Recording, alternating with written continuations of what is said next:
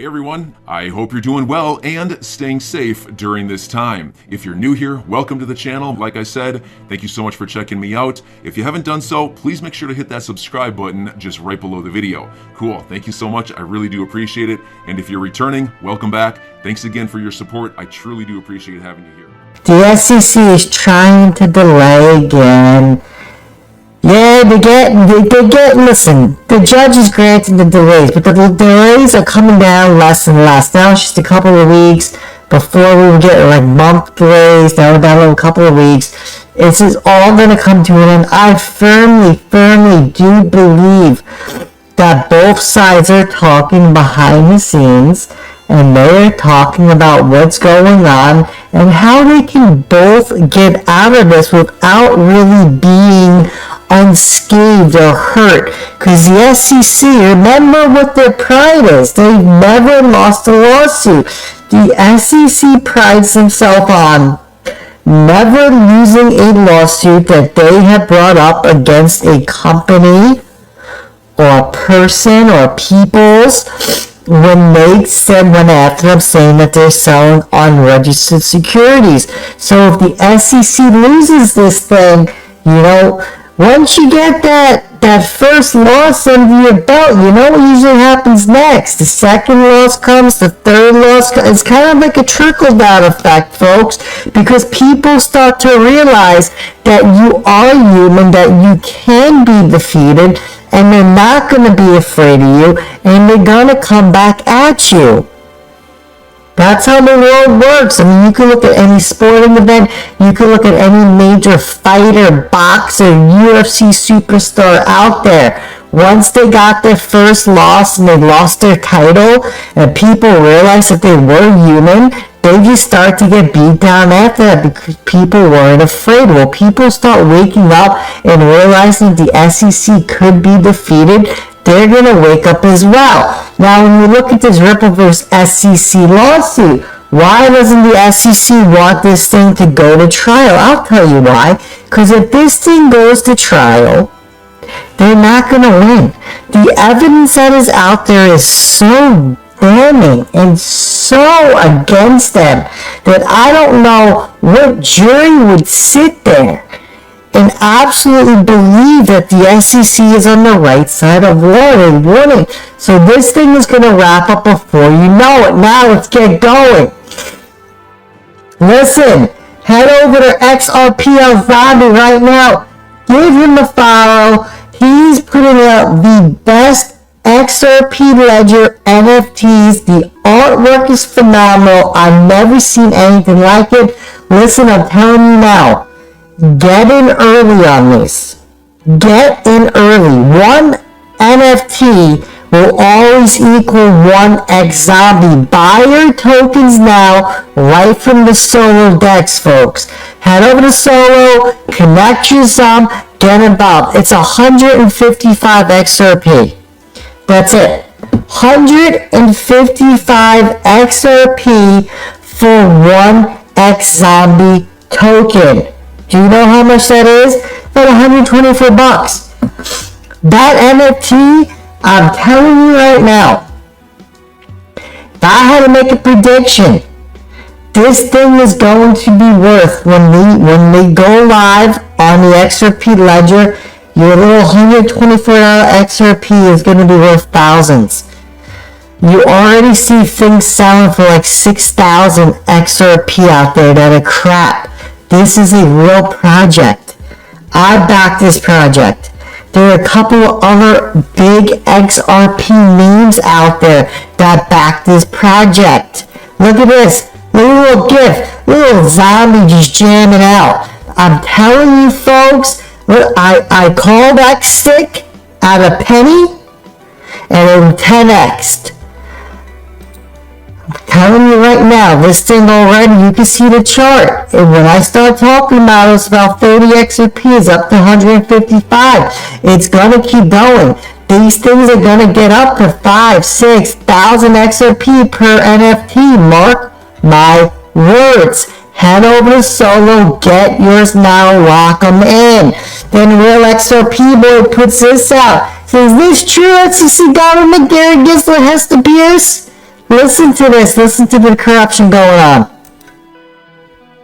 This whole story unfolds over the course of 3 months in 2016, from April to June. The DAO was an Ethereum-based venture capital fund that aims to use code to create an investment firm without a conventional management structure or board of directors, a scheme that's positioned as lightweight and reducing bureaucratic overhead, but really it just translated to an attempt at minimizing human liability for the actions and behaviors of the fund. This unparalleled expression of greed made the major speculative players in Ethereum so horny that during the April and May pre-sale, they funneled 14% of the entire volume of Ether into the DAO's central wallet. Now, because the DAO's underlying code was open source, experts and malicious actors alike were able to pore over it for vulnerabilities, and indeed, vulnerabilities were found. However, because at the end of the day, fleshy humans are the ones actually pushing buttons and making decisions, the actual leadership of the nominally leaderless DAO, horny for money and prestige, decided to launch in late May anyway. 3 weeks later, the DAO's programming was exploited and the attacker was able to transfer 1/3 of the DAO's funds into a holding wallet,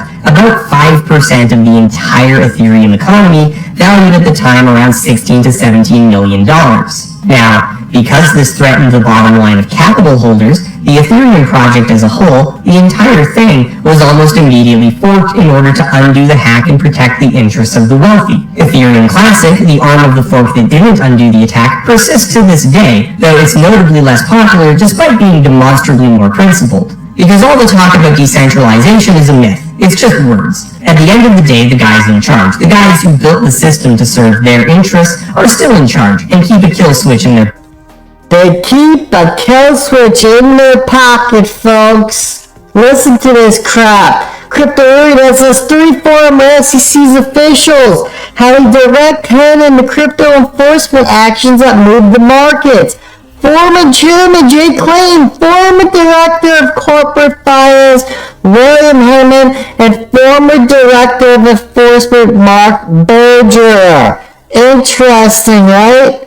Let's skip over this for the time being because I want to move to this from T.O. Bennett. He says, who believes he happened to stumble across what's possibly the most critical evidence to Ripple's defense as he was clearing out a desk soon after the second set of documents excluded from the original log were revealed? The Hinman speech emails. Who believes that?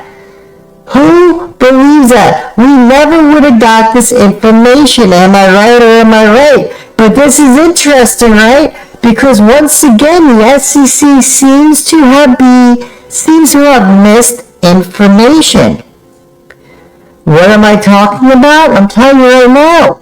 Who remembers the Empower stuff I covered the other day? When Empower was going after the SEC to get them the emails, they wanted to know every email that was sent to the certain domain names, and the SEC said, oh, guys, I'm so sorry. We did a lookup, we did a search throughout mail servers. We just didn't find anything. Empower knew it was BS. They said, BS, get back there, research. Guess what? Guess what the SEC found? Over 1,000 different documents now. All of a sudden, they were able to find 1,000 different documents. So, what are we hearing now? We're hearing SEC wants a delay, right? Yeah, they got it granted. Big deal. A week, couple of days. Nothing big here, right? They get the delay. They don't want to turn over the notes from Brad Garlinghouse and Commissioner Eli Roseman. They needed to delay. Why they got to delay? Because they probably need to cover up a couple of things, right? Why are these notes so important, folks? Do you remember? Brad Garlinghouse's conversation with Eli Roseman. Roseman said, he apologized to Brad. I'm so sorry you had to come in, Brad. There's a lot of confusion out there. It's not healthy what's going on. But don't you worry. Roseman telling me he knows XRP is a security, but guess what? They're finding paperwork, right? Trying to delay. Why they got to delay? Ask yourself this. Why does Roseman not work for the SEC anymore? Why? Maybe because he stepped over his territory and made a statement to Ripple and to Brad that he's apologizing to them because they shouldn't be there. They shouldn't be in the situation that they're in. He knew that. But the biggest corruptive law case in history dropped on by Clayton and Hinton before they stepped out the door to go work for two law firms or two companies that are solely based their business around the Bitcoin cryptocurrency and the Ethereum cryptocurrency. But you see no conflicts of interest here? As I stated in the beginning of this video, and on my rant, the SEC can't afford to take an L. If they take a loss in this lawsuit, everyone else that they go after, they're gonna get put to the fight of their lives like they are with Ripple. They can't take the loss, folks. They're gonna figure out a way to get out of this unscathed so they don't have to put a loss under the belt. They could put like a draw, like it was even, right? Both SEC and Ripple get out this thing clean. No one's hurt, no one's injured, so they get the draw. But if they get a loss, you know what that means? That means going forward, when the SEC goes after these cryptocurrency companies aren't just going to pay you right out and listen and obey to what the SEC said, just like Kim did. Kim was like, guys, listen, what do you want, SEC? You want millions of dollars? Sure. Give me your wallet, I'll send you millions of dollars. That's what the SEC is used to, people bowing down and obeying to what they say. Well, the SEC is being put through a battle right now, and what do we see being discovered as these days, months go by?